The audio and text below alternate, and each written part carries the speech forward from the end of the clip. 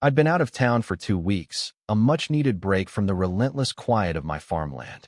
When I came back, 74 wind turbines were spinning lazily on that very land, powering a neighborhood I didn't even live in. What I didn't expect, as I stood there dumbfounded, was that this seemingly shady, high-handed project would later become my unlikely ticket to financial freedom. Welcome to my channel. If you love insane HOA revenge stories, hit that subscribe button and let me know where you're watching from in the comments below. The first thing I noticed wasn't the turbines themselves, but the flickering shadows dancing across my driveway. Long, skeletal blades were cutting through the sky like giant arms reaching for the clouds. I just pulled up from my 2-week trip, still jet-lagged and running on stale vending machine coffee, when I rounded the corner of my gravel road and nearly drove my pickup into a truck emblazoned with Greenleaf Energy Solutions. My mouth went dry. I rolled to a stop, stepped out, and just stared at the surreal sight. Where my wide-open farmland used to stretch, serene and uninterrupted, now stood towers metal, white, gleaming, each one several stories high. Their blades spun slowly in the spring breeze. 74 of them, I counted later. Some were still half-built, cranes in the distance hoisting parts into place. Others already hummed softly, blades turning in sync like a colony of mechanical giants. I stood there, motionless, keys still in my hand, trying to comprehend how the land I'd inherited from my grandfather, land I had specifically kept undeveloped to maintain its natural state, had suddenly become a wind farm.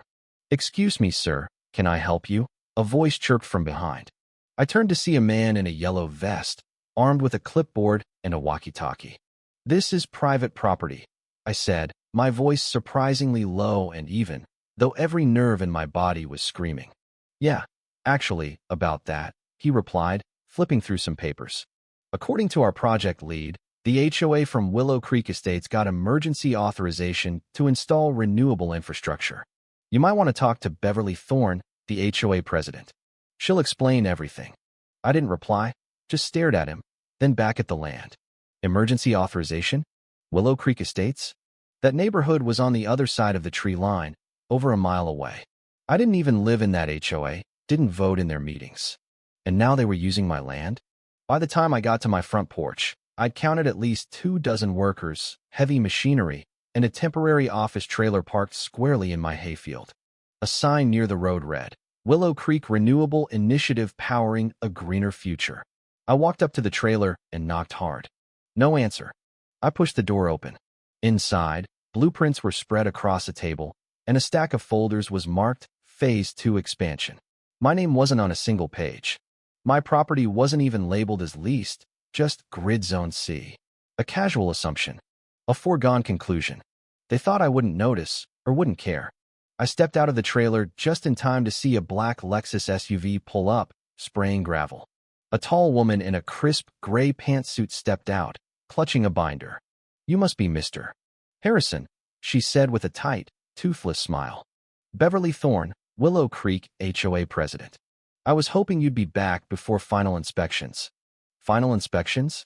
I asked, keeping my tone neutral. "Oh yes," she chirped, as if we were discussing a garden party. "You've probably heard about the Willow Creek renewable mandate. All HOAs in the district are required to meet a 30% energy offset by the end of next year. But our board wanted to go above and beyond. We found that your land was perfectly suited for wind capture clear fields, minimal elevation shift. I assumed you'd be thrilled to be part of something so progressive." I let that sink in for a second. "And when, exactly, was I going to be informed?" I asked. Beverly blinked. "Well," she said, "we filed the necessary infrastructure permits with the county. You should have received notice." "I didn't," I told her flatly. Her smile faltered slightly, but she recovered quickly. "In any case, it's all been approved, and we're nearly operational. You'll get a generous usage compensation once the turbines are online. It's all in the contract." "What contract?" I asked. "There is no contract with me. This land belongs to me, and I never gave permission for this." Beverly's face twitched, but she masked it. "Let's not escalate," she said smoothly. "There's always room for discussion. Besides, you stand to benefit greatly. A greener planet and compensation. Win-win, right?" I didn't answer. Didn't scream, didn't threaten. I just smiled back, A different kind of smile, the kind my brother used to call my problem-solving smile. Because I'd already made my decision. That night, I didn't sleep. Instead, I pulled out the original deed, checked the zoning maps, then rechecked them. Sure enough, my land was privately owned, not zoned for industrial use. No HOA overlap, no shared boundaries, no lease agreements. They had no right to be here. None. I sat in the dark with a bottle of good bourbon, staring out the window at the blinking red lights on top of the turbines, each one flashing like a mocking heartbeat. I could fight them, sure. Call a lawyer, file an injunction, maybe sue. But that would mean months, maybe years, of court.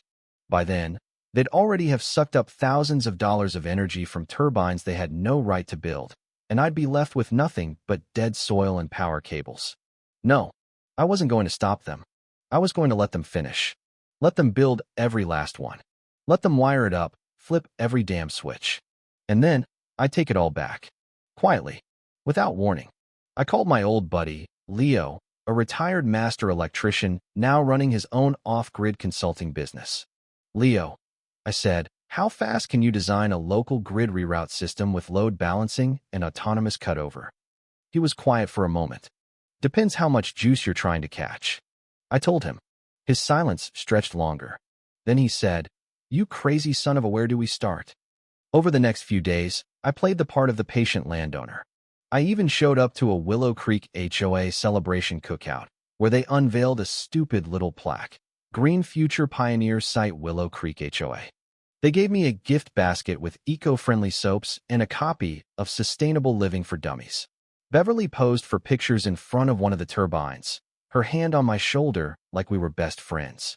I nodded, smiled, bit my tongue. Behind the scenes, Leo and I were already running fiber lines underground from the main junction points near the turbine base stations. We installed custom breakers inside my barn, disguised as an old irrigation control panel. Every turbine's output line would pass through a splitter, a hidden gatekeeper. Once the right moment came, the HOA's energy wouldn't go to Willow Creek anymore. It would go right to me. I didn't tell anyone what I was doing. I needed the HOA to think I was backing down, that I had accepted my role as the generous neighbor in their green utopia. They kept building. I kept watching. They celebrated progress. I celebrated silence. Until finally, after 6 weeks, I got the call from Beverly. Just wanted to let you know, she said sweetly. Our final system checks are done. The turbines go fully online Monday. I looked out my window at the towers, lined like soldiers along the ridge. That's great, I said. Really great. My smile grew wider. Because Monday, everything would change. I didn't touch a single turbine, not one bolt, not even when they dug into my cornfield with their clunky excavators and turned it into a concrete pad with fiber trenches crisscrossing like spiderwebs. I kept my boots clean, waved politely to the foreman each morning. If anyone asked, I was just the landowner, the quiet guy who didn't want trouble. But trouble was all I wanted, burning hot and humming through every blade. Leo Cortez, back in the day, was the kind of electrician who rewired warehouses in his sleep. Older now, silver-bearded, but he owed me. I'd saved his business in a zoning battle years back. Now, it was time to collect. He showed up 3 days after the HOA's picnic, chewing a toothpick. Heard you've got wind trouble, he said with a crooked smile. I just pointed to the ridge. He whistled. Damn, that's a lot of spin. 74, I said. 14 megawatts total at peak. Online by Monday. Leo scratched his chin. That's not backyard solar. That's a full damn microgrid. Exactly, I said. And I want every kilowatt redirected straight into my private system. I want Willow Creek dark and me lit up like the Vegas Strip. He stared at me, then nodded. We'll need a gate array, manual override, failover loop. Going to have to spoof the SCADA handshake too, or their grid manager will see something's wrong. I handed him a manila folder with the turbine specs I'd pulled from the county's filings. He smirked. Jesus, you weren't kidding. You really did your homework. I've been reading a lot, I said. Anger does that. The next day, we started laying conduit, all hidden. Leo custom-built sniffers low-voltage clamps that could detect current flow and feed it through our network without interrupting the turbines. A piggyback system. We mounted 6 reroute boxes inside my equipment shed, disguised behind irrigation timers. each connected to a central controller Leo built from scratch, using a dusty laptop we bought off Craigslist. "This little bastard's going to run your empire," he said proudly. "Once those turbines start pushing juice, we'll let them power Willow Creek for a few days, make them think everything's fine. Then, we cut them off, flip the relay, and the current flows right to your new baby." He pointed to a corner where 6 large, humming boxes were stacked. Bitmain Antminer S19 Pros. "You got a mining farm now, brother." I hadn't planned to mine Bitcoin. I just wanted revenge.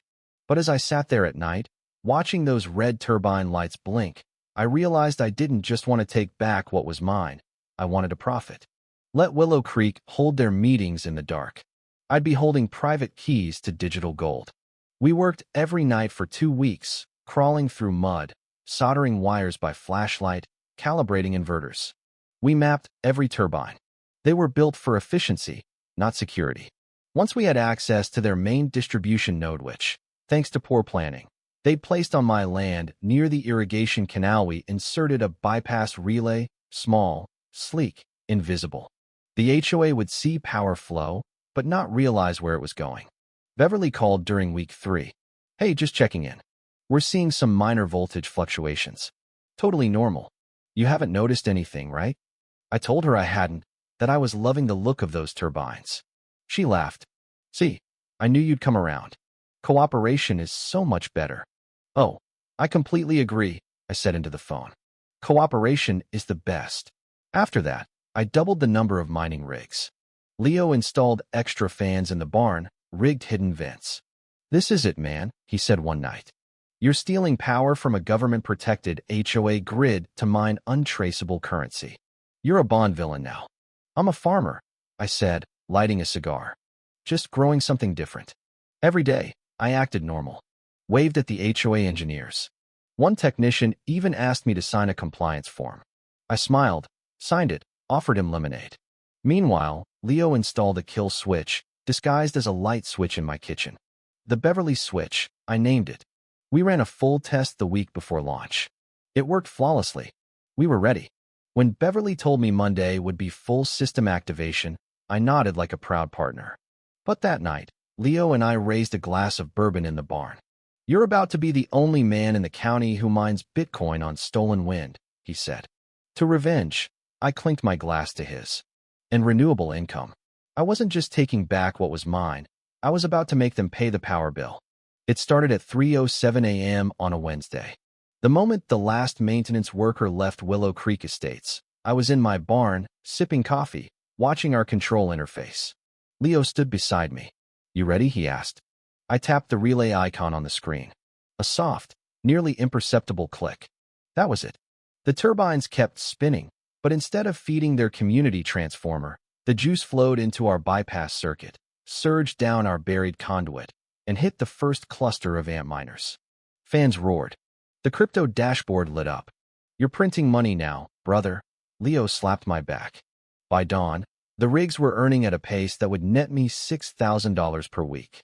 The best part came around 6:12 a.m. when the first Willow Creek resident tried to brew coffee, and the Keurig refused. By 6:45 a.m., their neighborhood group chat, which Leo had hacked weeks ago, was blowing up. "Is anyone else having power issues?" My fridge just beeped and turned off. Beverly, of course, responded like a queen, "Don't panic. The wind system is probably rebalancing." Leo cackled. The HOA scrambled. Contractors tested breakers, inspected substations. Their meters all showed production, but nothing was flowing past their transformer. Power was vanishing. I watched from my window as Beverly paced, phone pressed to her ear.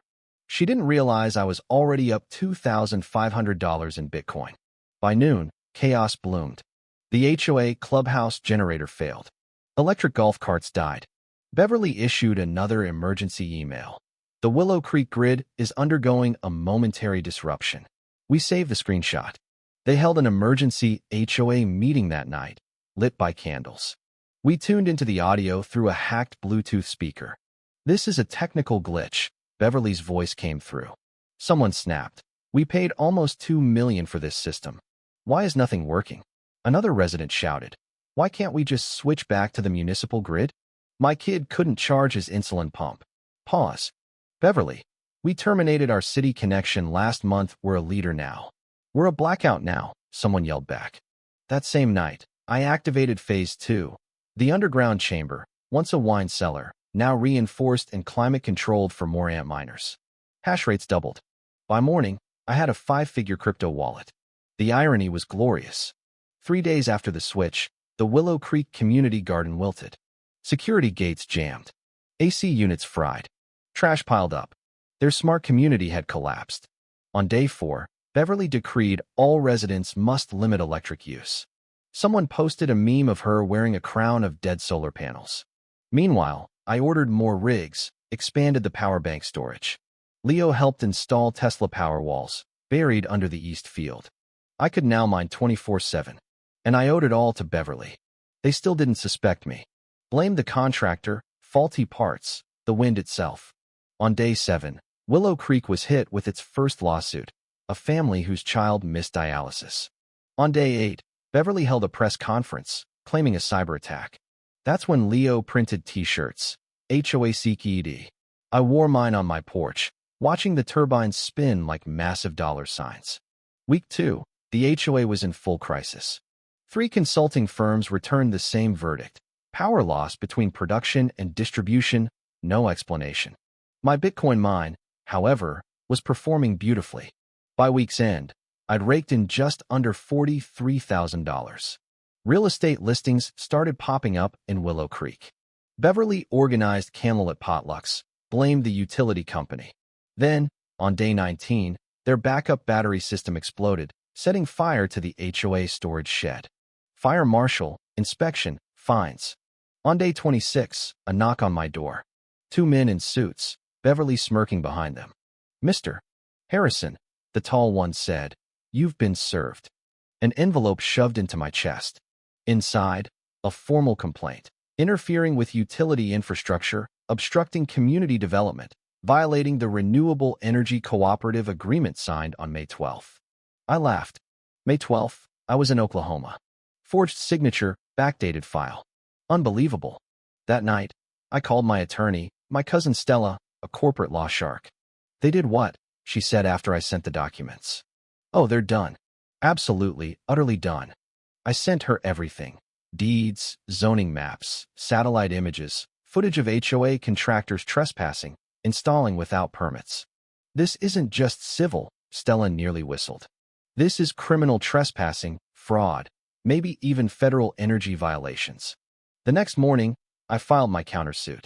Trespassing, forgery, unauthorized construction, environmental violations, and a cease and desist. Stella also filed a complaint with the State Board of Engineering and called the local news. Within 48 hours, the story was everywhere. Local HOA illegally builds wind farm on private property. Bitcoin bonanza. Farmer uses unauthorized turbines to mine cryptocurrency. Beverly showed up at my gate on day 30, alone, panicked. "We can make this right. Let's not escalate." "You escalated when you forged my name and stole my land," I said. "It was a misunderstanding." "You're making money, right?" she tried. "Maybe we cut you in," I laughed. "I've made more in 3 weeks than your entire board has made this year." "Then what do you want?" "I want Willow Creek dark," I said. "I want you and your little board to know what it feels like when someone takes your power." The courtroom smelled like polished wood and Beverly Thorne's nervous perfume. Her attorney, an overly tanned charlatan, whispered something that made her flinch. My lawsuit was backed by 300 gigabytes of proof. Judge Harding, a no-nonsense woman, reviewed it silently. "Let the record show," she finally said, "that the plaintiff, Mr. Harrison, holds full uncontested legal ownership of the property, including all rights to surface infrastructure and energy operations." Harding continued, "The court finds that the Willow Creek Estates Homeowners Association did knowingly and willfully commission construction on Mr. Harrison's property without obtaining legal easement, permit, or consent." Then, the clincher, the court acknowledges unauthorized redirection of energy flow into a private cryptomining operation while this redirection was not previously disclosed. Mr. Harrison's use of the energy generated on his own land from structures illegally built on said land constitutes a lawful utilization of resources. Therefore, no penalty, shall be imposed on the plaintiff. No penalty. But Harding wasn't finished. Given the scale, the court imposes $2.8 million in damages to the plaintiff too. Personal liability assigned to board members, including Beverly Thorne III. Immediate forfeiture of all installed energy infrastructure to the plaintiff. And 4. Dissolution of the Willow Creek Estates HOA. That's when Beverly cracked, screeched, and was escorted out. Her attorney sat, pale. Outside, the media pounced. They took what wasn't theirs, I said to the cameras. I just made sure it went to someone who knew how to use it. The story exploded. Farmer outsmarts HOA with Bitcoin wind farm revenge trended. A clip of Beverly screaming hit 500,000 views.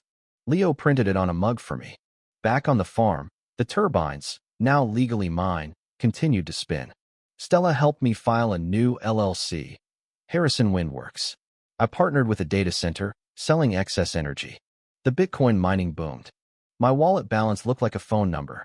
Willow Creek, meanwhile, had to beg the city utility to reconnect, paying enormous fees. The once pristine HOA was a laughingstock. Home values tanked. Beverly declared bankruptcy. Last heard working part-time at a realtor's office in a nearby suburb, paying for coin-op laundry. Sometimes, I still walk the ridge at dusk, watching those turbines spin, trophies of a war they didn't even know they were in. Leo sometimes joins me. You could have sued them from the start, he said once. Yeah, I replied. But then I wouldn't have turned their dream into my payday. Their dream of green domination, their smug belief they could trample over someone quieter. They forgot. It's always the quiet ones you should worry about. I never wanted a war, but damn if I didn't enjoy winning this one.